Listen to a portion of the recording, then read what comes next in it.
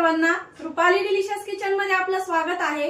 आज आपण मस्त अशी लोहयुक्त हरभऱ्याची भाजी बघणार आहोत। बऱ्याच ठिकाणी घोळणा पण म्हणतात या भाजीला। एकदम अशी पौष्टिक असते आणि सीजन मध्येच मिळते, फक्त आता डिसेंबर आणि जानेवारी मध्ये। तर आपण आज अशी मस्त पौष्टिक अशी भाजी बघणार आहे, त्यामुळे व्हिडिओ स्किप न करता संपूर्ण बघा। आणि चॅनलवर कोणी नवीन असाल तर चॅनलला नक्की सबस्क्राइब करा। तर मग चला आता साहित्य बघूया आणि रेसिपीला सुरुवात करूया। तर आपण इथं हरभऱ्याची ओली भाजी बनवणार आहे, पण सुक्की बनवणार आहे। सुक्की भाजी म्हणतात हरभऱ्याची, किंवा याला घोळणा पण म्हणतात। तर अशी मी कवळे कवळे अशी हरभऱ्याच्या भाजीचे शेंडे घेतले। शेंडेच घ्यायचे, कारण निब्बर भाजी खाताना छान लागत नाही, त्यामुळं भाजी छान निवडून घेतलेली इथं। आणि खूप जास्त काही साहित्य लागत नाही या भाजीसाठी। तर आपण इथं हिरवी मिरची 5 ते 6, तुम्ही हिरवी मिरची इथं कमी अधिक करू शकता, तुम्ही किती तिखट खाता त्याप्रमाणे। लसणाच्या 8 ते 10 पाकळ्या, फोडणीसाठी जिरं, चवीपुरतं मीठ आणि वाटणामध्येच आपल्याला इथं शेंगदाणे घ्यायचे 2 ते 3 चमचे। आता आधी वाटण तयार करून घेऊया। आधी हिरवी मिरची वाटून घेऊया। हिरवी मिरची एकदम अशी बारीक वाटायची, खूप छान लागते म्हणजे। शेंगदाणे टाकून घेऊ आणि लसूण।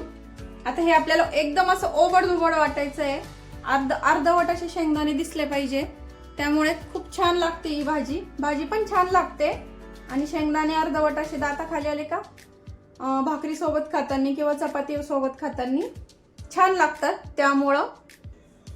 तर हे बघा या पद्धतीने वाटून घेतलंय। आता भाजीला फोडणी देऊन घेऊया। इथं कढई गरम करायला ठेवली आहे आणि त्यामध्ये 3 ते 4 चमचे तेल टाकून घेतलंय।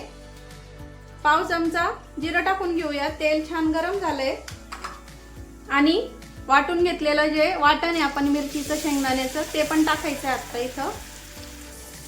आता आपण हे वाटण 2 मिनिटांसाठी छान परतून घेणार आहे आणि फोडणी अशी छान खमंग द्यायची आहे।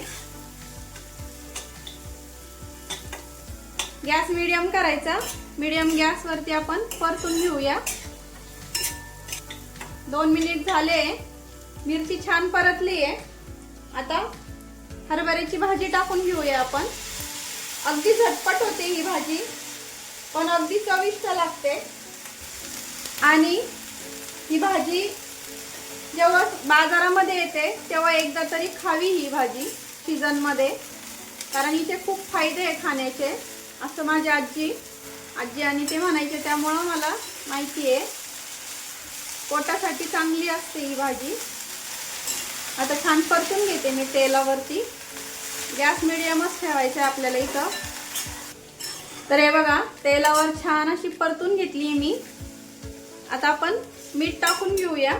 चवीपुरतं जे मीठ घेतलंय ते मिक्स करूया आणि फक्त मिक्सरच्या भांड्यामध्ये पाणी टाकून थोडंसं, अगदी म्हणजे 4 ते 5 चमचे इथं पाणी टाकणार आहे मी।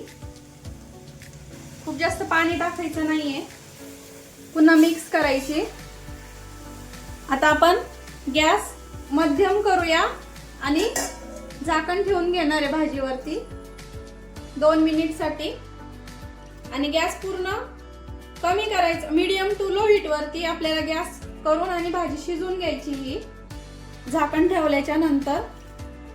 तर 2 ते 3 मिनिट झाले, बघूया आता।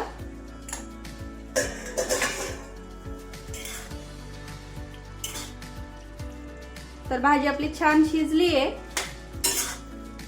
रंग बदललाय भाजीचा, याचा अर्थ आपली भाजी छान शिजली आहे। तरी आपण एकदा चेक करूया। तर हे बघा भाजी शिजली छान, मॅश होते अशी बोटावरती घेतली का, याचा अर्थ आपली भाजी छान शिजली आहे। एकदम अशी सुक्की हवी असेल, फडफडीत हवी असेल तुम्हाला ही भाजी, तर थोडासा गॅस मोठा करायचा आणि मोठ्या गॅसवरती थोडीशी परतून घ्यायची। एकदम अशी सुक्की आणि अशी फडफडीत होती। पण मी भाकरी बरोबर बाजरीची भाकरी करणार आहे यासोबत, त्यामुळे मी अशी थोडीशी ओलसर ठेवणार आहे। अशी खूप छान लागते, तुम्ही एकदा करून बघा ट्राय। खूप जास्त अशी सुक्की आहे ना, घशात अडकल्यासारखी होते. भाकरी सोबत, चपाती सोबत नुसती तोंडी लावण्यासाठी करणार असाल तर एकदम अशी सुक्की आणि फडफडीत करा, तशी छान लागते तोंडी लावण्यासाठी फक्त.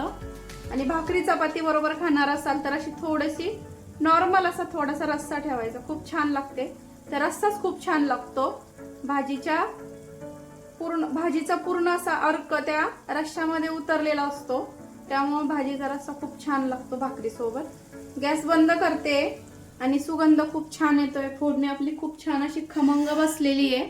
त्यामुळं आता सर्व करून घेऊया आणि मस्त गरमागरम बाजरीच्या भाकरी सोबत ताव मारूया. तर मस्त अशी गरमागरम आपली ओल्या हरभऱ्याच्या पानांची भाजी तयार झालेली इथं खाण्यासाठी. चपाती सोबत खा, भाकरी सोबत खा, किंवा नुसता वरण भात केला त्याच्यासोबत तोंडी लावण्यासाठी घ्या. खूप छान लागते, अगदी चविष्ट. सीझन मध्ये एकदा तरी ही भाजी खावीच करून, पोटासाठी खूप चांगली असते. त्यामुळं मस्त अशी गरम गरम आपली भाजी इथं तयार झालेली आहे.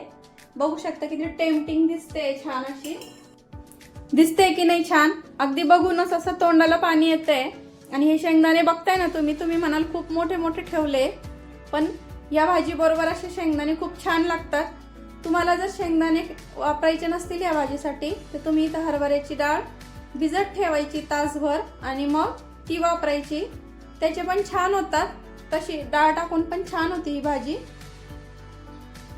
तर मग रेसिपी तर आवडलीच असेल, त्यामुळे लाईक आणि कमेंट करा. कमेंटमध्ये सांगा बरं का मला का तुम्हाला कशी वाटली रेसिपी. हे छान अशी एकदम सोप्या पद्धतीत तुम्हाला रेसिपी सांगितलेली आहे. त्यामुळे लाईक, शेअर, सबस्क्राईब करायला विसरू नका. रेसिपी नक्की ट्राय करा, कारण घरचं जेवण हे खरंच स्वादिष्ट असतं. अशाच